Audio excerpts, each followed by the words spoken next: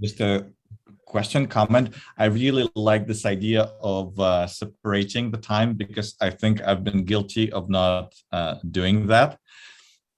I wanted to share what we also do, and I wonder where it should fit in. So first of all, on the end part, on the decision making, we love the voting feature. So once you have everything organized, you can get the team to vote, and you sometimes get surprising but interesting results. And this is like wisdom of the crowds. And there are many ways to do it. You can use the built-in mechanism, or you can get people to carry like virtual stickers. And this kind of forces everyone to commit to a certain decision, especially if you need to make a lot of decisions. So I'm with you. But in terms of sorting, so what I've typically done, so we throw a bunch of ideas, and then we don't eliminate ideas. We keep all the sticky notes in there, but we work together to group them and to name those groups. So does it fall in the brainstorming part of the activity, or does it fall into the second meeting? Like, where would this activity happen? So excellent. First of all, voting is excellent. Like you said, sometimes you get surprises. Those quiet people who don't speak up when they get a vote, sometimes they surprise you. So totally agree with that. I would call what you're doing clustering, right? And clustering is a great way to start organizing your ideas. I guess my answer would be, it depends if you need a decision from the group. If you need a decision, I would still keep the decision separate for those people who want to process before making a decision. So if you did that, then maybe I would take the first meeting, and you could either do it a couple ways. If it's long enough, you could do brainstorming, break, clustering, or you could have people do brainstorming in advance. Say, here's the link to the board. I want you to put all your ideas there ahead of time so we can use our time together to cluster.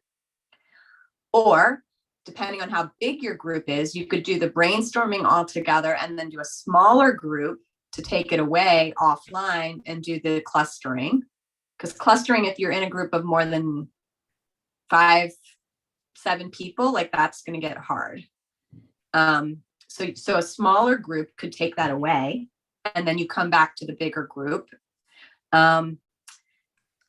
Or you could, in theory, you could do all of this asynchronously, right? And split it up into 3 parts. So if you really don't have time zones or whatever to get everybody synchronously together on the call, you could actually do it asynchronously, where you did, okay, today's, Wednesday morning, it's brainstorming morning, set aside 15 minutes on your calendar. I'm going to send you a link. During those 15 minutes, I want you to brainstorm.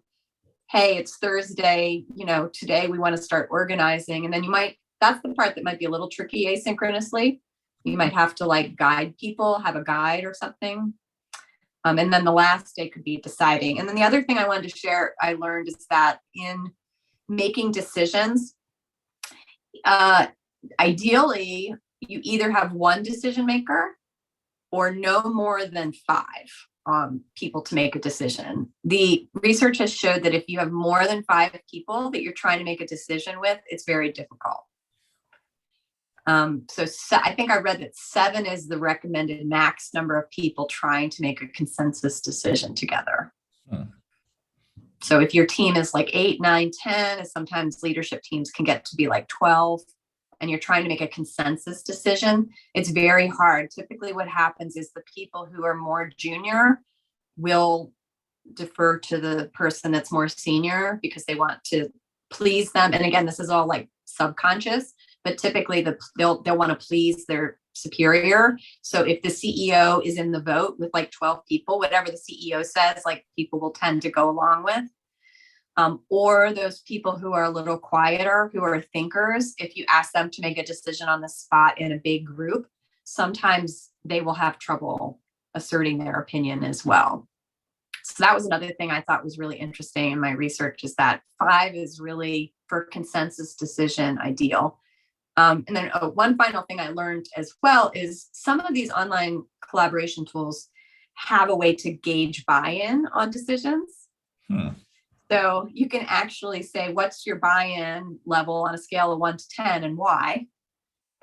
And then that gives people a way to kind of express their concern and say, yeah, okay, I see this is the decision. I only bought in 4 on this, and here's why. So that's another psychological way to kind of help groups be trusting and honest of one another. Even when a decision if you can't get to consensus easily, you might want to have a way for people to express their amount of buy-in. And you can do that if you did that on the online collaboration tool, maybe you've tried this, Igor, where you have like a Likert line, 0 to 10, and then people put their little stickers somewhere on that. So you can do that either anonymously or not anonymously. Oh, hey, Melissa, gotta hop. Okay, thanks for coming. Then you could do that either anonymously or not anonymously, depending on your group.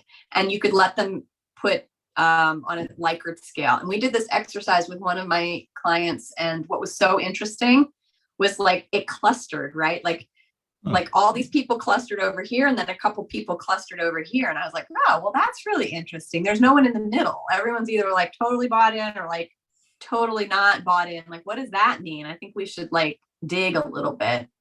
So have you ever tried that one before, where you kind of like put the Likert on the collaboration space? No, I love those ideas that you're sharing. I have a friend, he does consulting, and one of his icebreakers, he brings a rope. He throws it in a bag, and then it kind of gets messed around. He takes it out during the start of his consulting session. He throws it on the ground, and it's not clear, will it like knot or not? And he asks the group to decide. And then once they make a decision, they have to stand on one side or the other side. And the idea is at the end, like, does the team create the buy-in? And does do they go with the decision of their team, like how that works? But I like the idea of doing what you said, like having like different shades of gray, so to speak, of their buy-in, and kind of tapping into members who might, if we don't get their buy-in, they might sabotage the decision later on. Right. So it's good to let them express their opinion. And again, you have to do that however feels safest. If it's a new team that you don't know each other that well yet, maybe anonymous feels safer. If it's a team that knows each other better, maybe you can put, everybody gets their own little sticker and you know who's who. Great. Well,